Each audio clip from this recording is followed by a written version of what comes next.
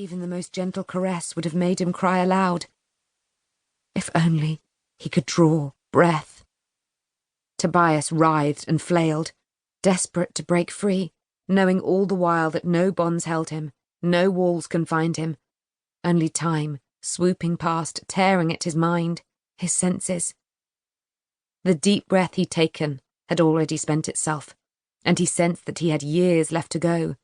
His chest ached, his heart laboured, his lungs had been set ablaze. Legs trembling, vision swimming, he would have collapsed to the ground had the between not held him in place, a mercy and a torment. And still, it went on.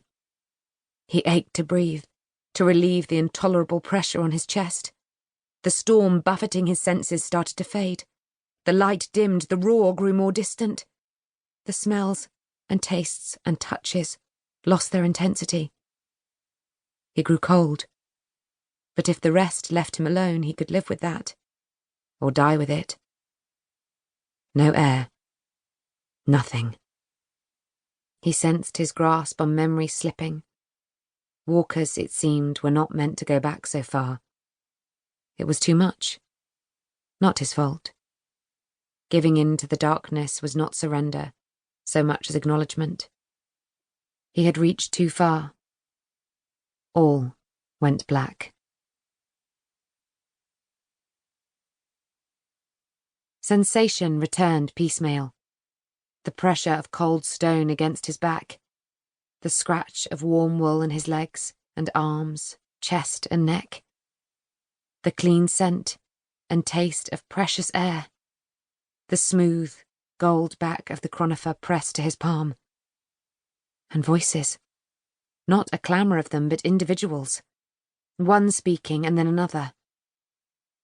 The question, though, is from when? A man? The sovereign? A long time, I should think. Given his condition, this was no simple journey. Also a man. This time Tobias knew the voice. The drawl, the lazy assurance in the words. Austin Cavansol. He forced his eyes open, blinked against the brightness, tried to lift a hand to shield his eyes. He couldn't move. For a moment he wondered if, unsure of his origins and wary of his sudden appearance, they had bound him. But he felt no rope, no silk, no iron. Only the blanket. He opened his mouth, but couldn't make a sound. He's trying to speak, the sovereign said. Mearlan leaned over him, peering down at his face. Tobias stared back. He looked so young. No grey lightened his brown hair. The skin around his mouth and eyes was smooth. Care had worn a line or two in his brow, but otherwise he appeared to be in the prime of youth, a far cry from the worn man Tobias knew in his own time. The seer was also much changed. He stood straighter, his features those of a younger man. Tobias caught the scent of tincture hanging in the air, but Austin's eyes were clear. Can you tell me your name? The sovereign asked, enunciating loudly. Tobias wanted to tell him his hearing wasn't impaired. He tried again to speak, managed a small sound, deeper than he had expected, but inarticulate. The sovereign sighed, straightened. Fetch him some clothes.